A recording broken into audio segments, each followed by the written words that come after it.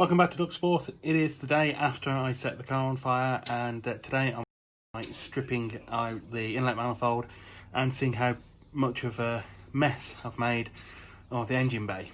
I'm not going to record a lot today because I just want to crack on and get stuff done, but I'll show you what it looks like once the inlet's off. Inlet manifold's off and looking in a bit of a state. This is all the underside that got the brunt of the flame.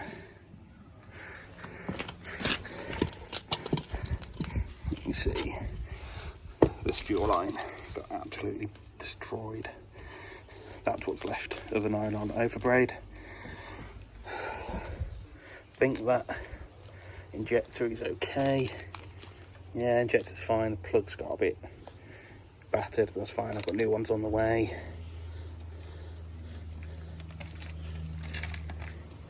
Looks like the injector got a little bit toasty there, but I think that's okay. Overall then, on that bit of it, I got away pretty lightly by the looks of it. The engine bay though, that looks a mess. The loom, as expected, is completely fried. It's down to bare strands of metal. Looks like, as expected, it did start at the starter. So, I don't know whether I'm going to need a new one or not. Firewall's just covered in crap. So it's about as big a mess as I thought it might be. I am still hopeful that maybe, possibly, that firewall is going to clean up. Let's just wait and see.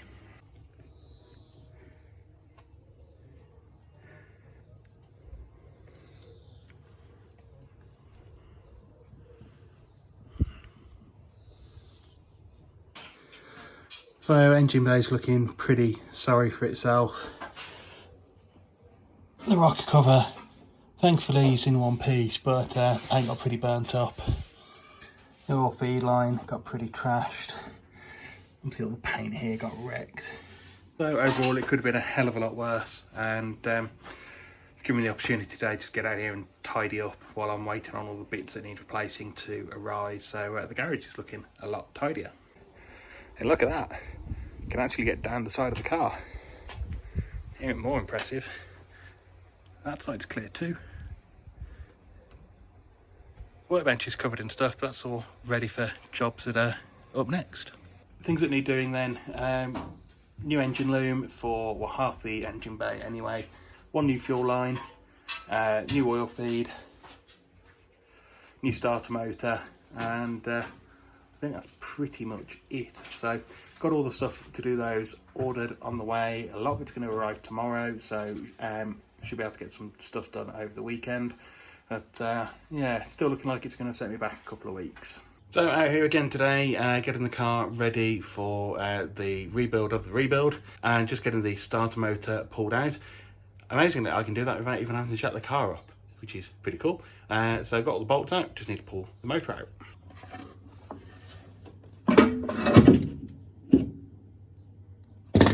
Okay, there it is. Now, I can't be completely sure that this is what caused the fire, but it's the most likely culprit. So it's coming out. And interestingly, it is an original Ford one. So just noticed here, the metal's actually burnt. So pretty sure that's where the spark was created that caused the fire. So that's most likely because the strap was loose rather than an actual fault with the motor, but it's old, it's worth changing now anyway. So yeah, new one will be here a little bit later on and we'll get that in the car. So while I'm waiting on parts to turn up to put the starter motor and everything else back in, decided I'm going to pull the pedal box out and do some work on that I've been putting off for a while. So I've gone ahead and pulled the pedal box out and got it on the workbench. Okay, there it is. So my nice little comp brake unit. The two things that need doing, needs a hole down in the back here somewhere, so so the throttle cable can pass through. Going to use one of the little 90s like I used on the battery cutoff. And also I decided to go for a hydraulic clutch setup, so the cable clutch adjuster thing needs to come off and be replaced with a master cylinder. So there you go, that's the cable clutch conversion brackety thing that come brake cell. That bolts on in place. Ooh, that bolts on in place of a master, and then into the pedal slightly higher up. Just unfortunately, how busy the engine bay is, having a cable clutch was just going to be an extra complication and a failure point that I could do without. So hydraulic clutch, although it introduces its own problems, is I think going to be a better solution. So now to convert this pedal box over, I'm just got a blank now where the adapter was, so the master just bolts in there and then clavis through there instead. In terms of master, gone for another comp brake master cylinder, 0.75. Hopefully this will do the job nicely. Hopefully that clevis is going to be the right size. Okay, that's the clevis on. Just need to bolt the master to the body of the pedal box now. Unfortunately, these bolts are way too short. So I just need to have a look. I think I've got some longer hex head M8s that will do the job. I'm waiting on parts, as I've already said today, and I keep on having loads of deliveries of random bits I've forgotten I've ordered that aren't the bits I'm waiting for today. So I had a full-size spray gun arrive, which, you know, given the little one was good, I thought I'd get a big one while it was on offer. And then also I've just had this arrive. Yeah, that's a little rubber duck with a helmet on, with a shark mouth on. I just had to, didn't I? I mean, you know, the shark mouth, the duck, just got to be done. Love it. Anyway, enough of the distractions, on with the pedal box. So got that clutch master on there now. It's absolutely tiny compared to the others, but you know, you don't need as much volume for a clutch. So that's the clutch side of stuff sorted. Now just we need to sort out the throttle cable. So the pedal box comes with this nice little twin cable pull block thingy majig that I've just got my cable sort of pulled through at the moment, but nowhere to route it out the back. So what I'm going to do is put a couple of holes in the back here so I can attach one of the little 90 cable guides that I've got, and then route the cable just along underneath those bolts and then through the firewall about there. So I decided to go under the masters in the end just because of the height of the pedal block. So it now comes through there, down and round, and then the outer will sit in this section. So you have got some adjustment this end. I'm not going to use it. I'm going to use the adjustment that will be on the throttle body instead. So that's now the pedal box ready to go back in the car, and now won't have to come out again. So another little job done. Pedal box back in the car. Had a little bit of help from the legendary Mrs. Duck, but unfortunately, obviously didn't want to be on camera, so I didn't record it going back in. There we go, it's back in place. Still need to do some tidying up in here, but at least the pedal box now is mounted for the last time.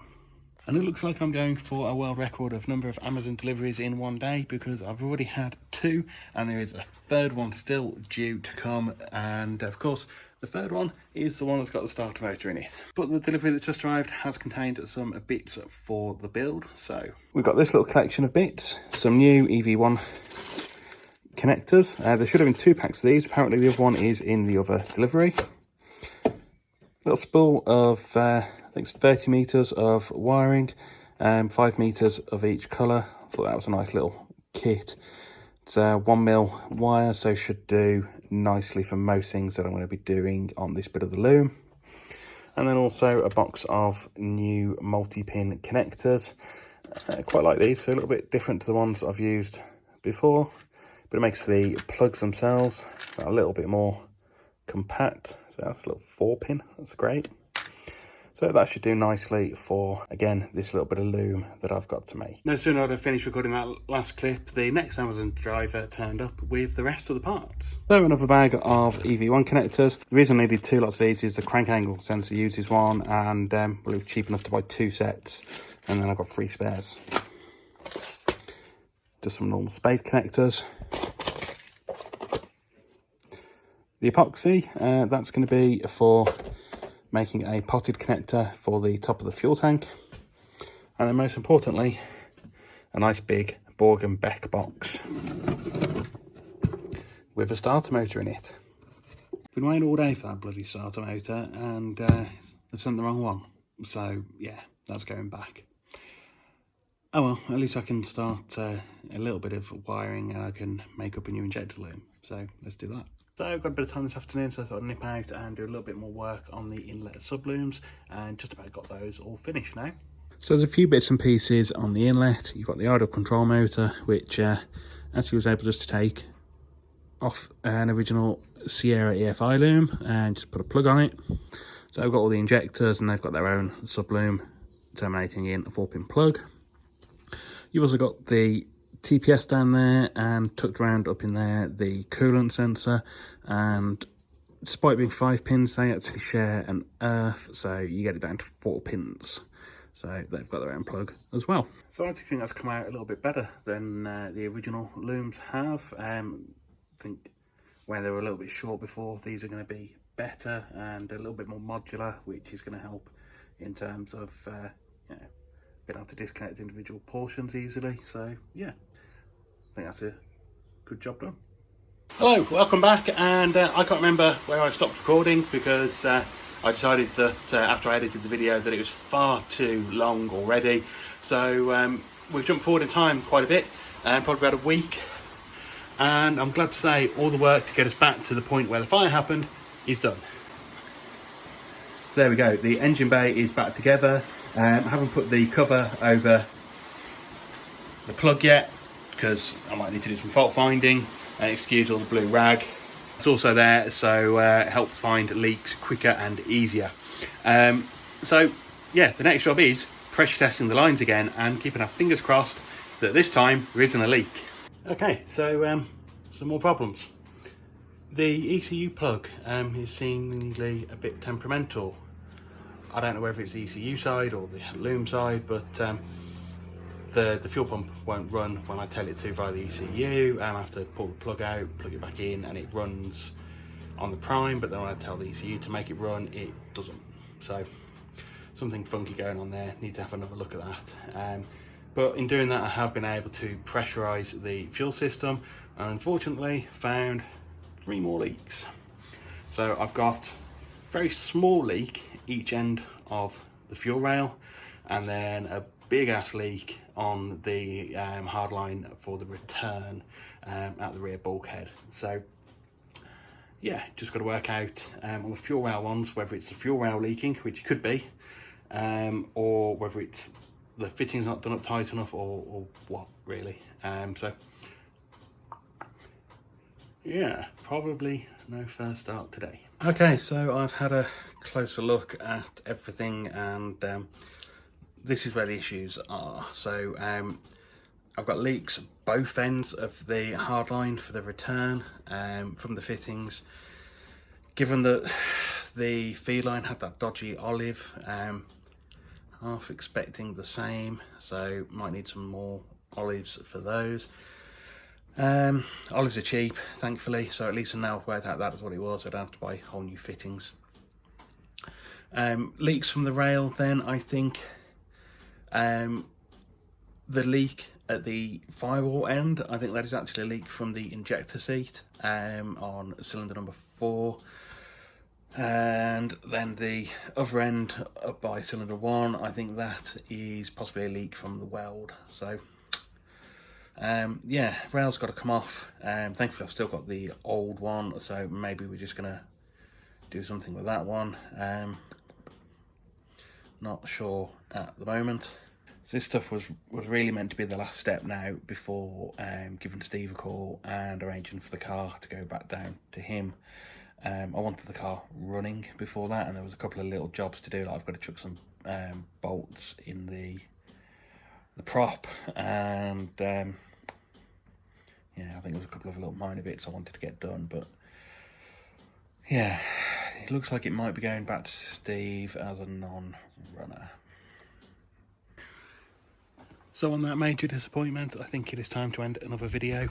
So as always, thank you for watching, and hope you have enjoyed me breaking the car, and make sure to hit the subscribe button to see me hopefully fix the car, and the notification bell next to it will make sure you get notifications on when future videos come out. Catch you next time.